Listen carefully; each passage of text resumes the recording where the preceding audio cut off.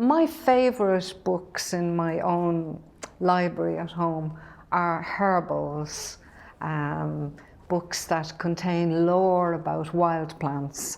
And I developed this interest very young, walking around wondering what's the name of that plant, and so much beauty there in what just turns up.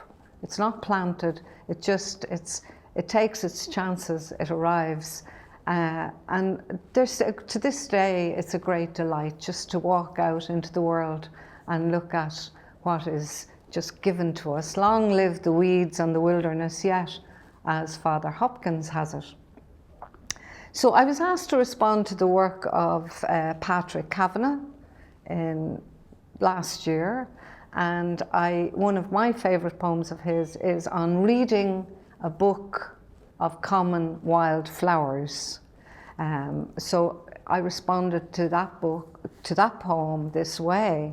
And the poem's called Sister Trauma, because in fact when we look at wild flowers, we're actually looking at medicines and herbs and plants that have huge usefulness to us, which I constantly write to Fingal County Council to inform them of this, because they're very fond of just spraying everything with Roundup.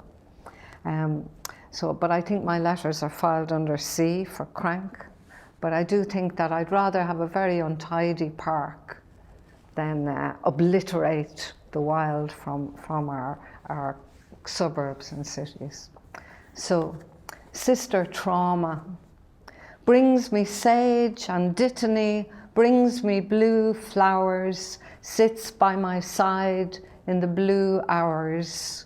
The cursed path of my star for the misbegotten, her humours, her transits, her simples forgotten, shows me the mountain as medicine chest, says to walk this earth is to be twice blessed, once blessed in being, once blessed in naming, shields of grace against historical shaming. McCutcher, Mrs. Grieve, Culpepper, Gallon, dog-eared old herbals of dear worts and dear balms and dear banes.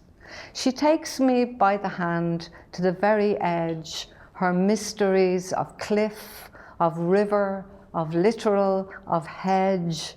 Sister Trauma offers me no choice, the grave's long silence, her compensatory voice.